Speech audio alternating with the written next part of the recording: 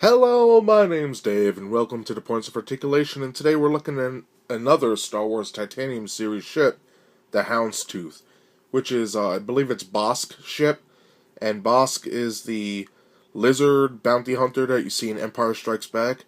Now, this ship, I don't believe it's ever been seen in a film, but it is in the Clone Wars, the bounty hunter drives it.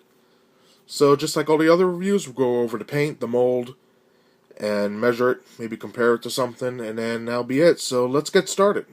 Okay, the mold on Bossk ship is very good, and the paint actually helps it out a lot with these black washes that make the lines pop out. So we'll start at this side and work our way around with the mold. So as you can see here, we have a lot of line panel work. And I have no idea what these are. I'm not too familiar with the ship, but I know this is the cockpit. We have pipes, more mechanisms here. The winds are very nicely done.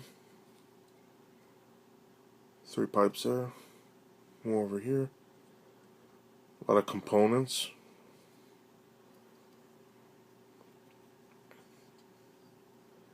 And this side's basically the same.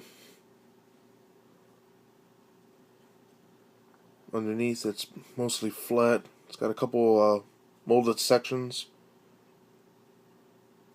There's the peg hole. Underneath we have our copyright crate. Some molded work right there. That's nice. And then on the front, it's got the seam from the mold, the 2 pieces come together. But we have 2 sections here, and then it just goes up smooth.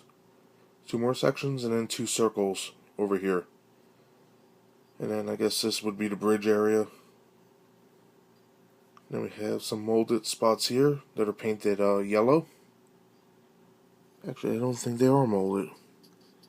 No, I take it back. They're just painted yellow. That ain't molded. I always thought they were because it had that, I want to say black wash, and then it's yellow. So I always thought it was, molded in there.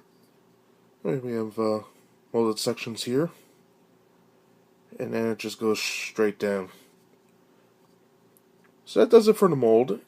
Okay, for the paint for the Hound's Tooth, it's mostly this brownish color. And it's a nice type of brown. And then here's the neat thing. It's got a black wash that all the lines are picked up good on the sides anyway. As we looked at when I went over the mold. All these lines are shown nice, except for the top. And the front, they tried, but it didn't come out as well as the sides did. Okay, so let's go over this. We have the black in the lines, silver for the pipes, silver over here for the mechanisms. And this silver is darker than this one. I think it's probably black mixed with it or something. And then we have our yellow here. Again, more silver back here. Silver on these pipes, a dark silver for these squares right here that are molded in. And the cool thing is, they hit it with a dry brush of metallic silver, and it looks like wear and tear on a ship, like it's old. And it's mostly located here, on the bottom, on the wings. And it looks like it's scarred, scratched, so it did the job well. Here's a whole bunch of silver. Not on the front. On the bottom of the wings, there is some of that. And then that's about it. And then at the top, we have our 6 yellow dots. So that does it for the paint. So let's measure them.